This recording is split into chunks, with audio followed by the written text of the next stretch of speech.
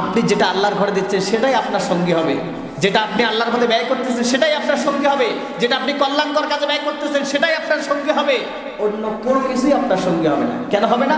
আল্লাহ রাসূল সাল্লাল্লাহু আলাইহি ওয়াসাল্লাম বলেছেন, ইত্তাবিউল মাইয়িতা সালাসা, মানুষ যখন মারা যায় তার পিছনে তিনটা জিনিস অনুসরণ করে। কয়টা? কয়টা কয়টা? হয়নি, আরেকটু জবান ছেড়ে বলুন। তিনটা জিনিস অনুসরণ করে। ইত্তাবিউ মানে অনুসরণ করছে এবং করবে, যারা মারা গেছে তাদের পিছনেও অনুসরণ করছে, এখন যারা মারা যাবে তাদের সাথেও করবে। কয়টা জিনিস? তিনটা। আহলুহু ওয়া মালুহু ওয়া আমালুহু। বিশ্বনবী বলেন ফায়ারজিউ ইসনান, দুইটা জিনিস ফিরে আসবে। আহলুহু ওয়া মালুহু, দুইটা জিনিস ফিরে যাবে। আর ওয়ায়াবকা ওয়াহিদ আমালুহু, একটা জিনিস বাকি থাকবে, সেটা হলো আমল। তাহলে আপনার আহল, পরিবারবর্গ, সন্তানাদি, ছেলে মেয়ে, আত্মীয় স্বজন, এলাকাবাসী সবাই আপনার পিছু নেবে, কিন্তু যখন কবরে আপনাকে রাখবে মাটি দেওয়ার পরে কেউ আপনার সঙ্গী হবে না, সবাই আপনাকে রেখে চলে যাবে। ঠিক না? যায় কেউ? যায় কেউ? যায়। আপনি যতই আদর করেন না কেন, সন্তান যাবে?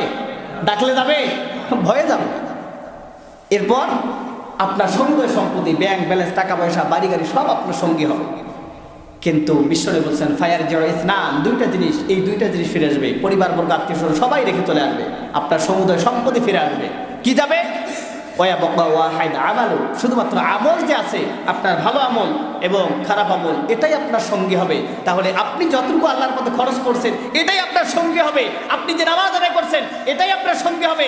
আপনি যে নফল রোজা রাখছেন এটাই আপনার সঙ্গী হবে। আপনি যে তাসবিহ পড়ছেন, জিকির করছেন, দরুদ পড়ছেন, এটাই আপনার সঙ্গী হবে। কেউ আপনার আর সঙ্গী হবে না। তাহলে আমরা কেন ভাই, যেহেতু মরতেই হবে, আজ হোক কাল হোক আমাদেরকে যেতেই হবে, আমল করার দরকার আছে না নেই? করবো তো ইনশাআল্লাহ।